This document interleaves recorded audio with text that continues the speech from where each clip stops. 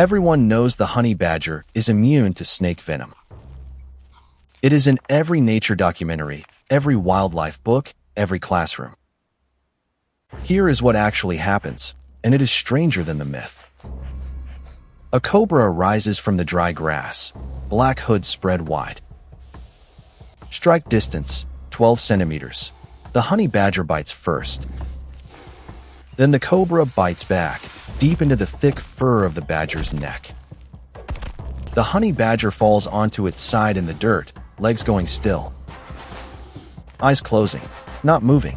The cobra retreats into the grass, already dying. 14 minutes pass, then 20, then 30, then 47. The honey badger is unconscious, the venom working through its system right now. Then, at the 47th minute, one leg moves. The animal stands up. It blinks twice, turns its head left, then right. It walks directly to where the cobra fell and begins to eat it. 2 hours after being bitten by venom that can kill a buffalo calf. This is not immunity. That distinction is where the most extraordinary science begins. For 100 years, every naturalist who witnessed this wrote the same word, immune. But here is what actually happens inside the honey badger's body when neurotoxin enters. The cobra's venom targets a specific receptor in muscle tissue, the NACHR receptor. In every other mammal, the toxin binds here, blocks nerve signals, and stops breathing permanently. In the honey badger, one single amino acid at the binding site has been replaced. Tryptophan, the original amino acid, has been swapped for arginine through a genetic mutation. Arginine carries a positive electrical charge. The cobra's neurotoxin carries a negative charge at that site. They repel each other. The toxin cannot bind. The nerve signals keep firing. The animal loses consciousness from the initial shock of the bite, but the toxin cannot finish. So after 47 minutes of unconsciousness, the honey badger's nervous system restarts, and it wakes up. This is resistance, not immunity, a harder and more remarkable thing than immunity implies.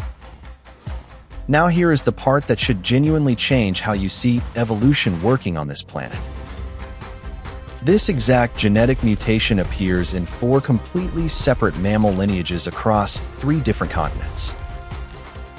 Pigs in Europe, hedgehogs in Britain, mongooses in India, honey badgers in Africa. None of them share a recent common ancestor that carried this mutation, each found it independently. Scientists call this convergent evolution, the same molecular solution discovered separately by unrelated species.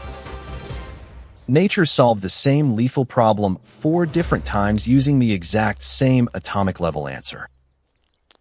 This is not an accident. This is the universe insisting on a specific answer to a specific pressure. Now see this from the cobra's side, 60 million years of this arms race. For most of its history, the cobra's neurotoxin was perfect. Nothing survived a direct bite. Then something started surviving, and the cobra's venom had to evolve in response, which forced the badger's resistance to become more robust across more venom types and more cobra species, which forced the cobra's venom to diversify further, an arms race running for 60 million years. The honey badger waking up in the dirt and eating that cobra is the latest round of this war. When it consumed the cobra, it consumed not just protein, but 60 million years of competitive pressure. Every meal this animal takes off the ground is a victory lap in the longest competition on Earth. The mongoose next door is fighting the same war. The hedgehog on another continent too. They never met, share no recent ancestry, and arrived at the identical molecular solution anyway.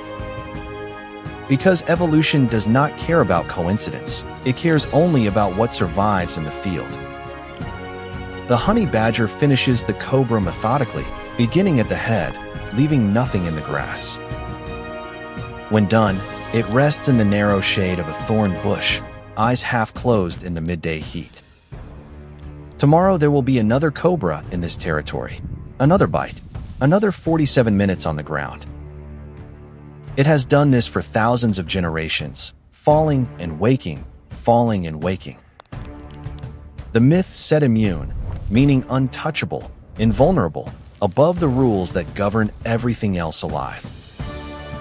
What it actually is, something that gets hit by the same force as everything else and wakes up. For species on 4 evolutionary paths looked at the most lethal venom on their continent.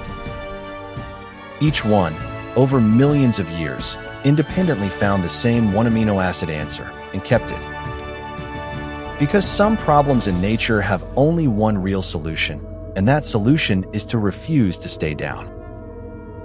Send this to someone who thinks surviving means never getting knocked over or lying in the dirt.